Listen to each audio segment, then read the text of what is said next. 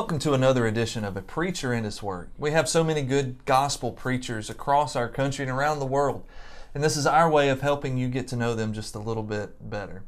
We are coming to you from Polishing the Pulpit in Sevierville, Tennessee, which is a great opportunity to spend time with brothers and sisters from across the country and to build new relationships. And I am thankful to have Randy Bybee with us. Brother Randy, I appreciate you taking the time to sit down with us. Well, thank you, Jimmy, and much appreciation to this opportunity to not only speak a little bit about GBN, but also the good work that's being done here at PTP. Well, what congregation are you currently working with?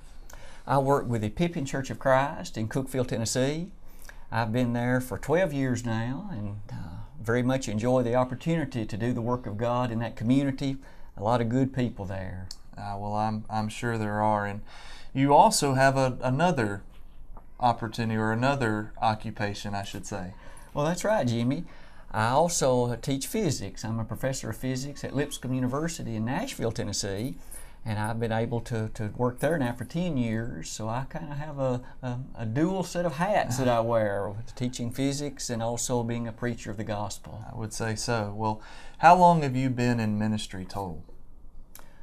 Good question. This is now my 23rd year of preaching full-time.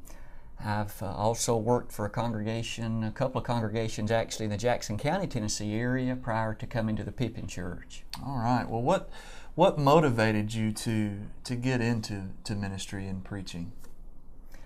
I suppose there'd be a lot of uniquenesses for many individuals speaking about that topic. I guess for me, stewardship would be perhaps the clearest way to present it.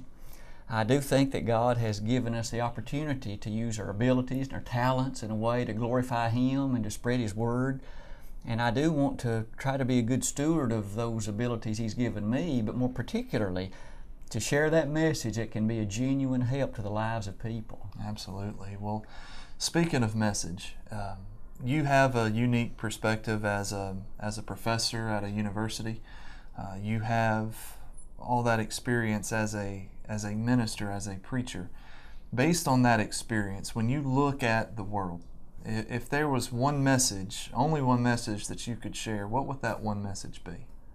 Oh, Jimmy, I like the thought of that. One message. That one message, I think, could be summarized in a simple statement like this. The life on this planet that we have is so brief, and quite often it is filled with things that are not ideal, but beyond it all, there's an existence beyond this one. It is so vital that we live in a way that we can leave this planet satisfied, we're prepared for judgment, and that God will look favorably upon what we have done, and we'll be able to live peaceably, joyously in that later life. Friend of mine, it's so critical.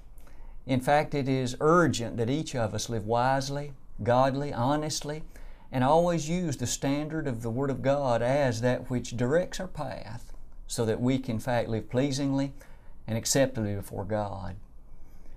I know there are many things that perhaps could be said, but I think one message about the fact that this life and the physical character of it is so brief. That's right. And Jesus came to give us an abundant life. He did. But that's not here. But, well, Brandy, I appreciate you taking the time to be with us today. And I appreciate you being with us. And I look forward to seeing you next time on A Preacher and His Work. To God be the glory, great things. The preceding program was a production of the Fort Payne Church of Christ TV studio located in Fort Payne, Alabama.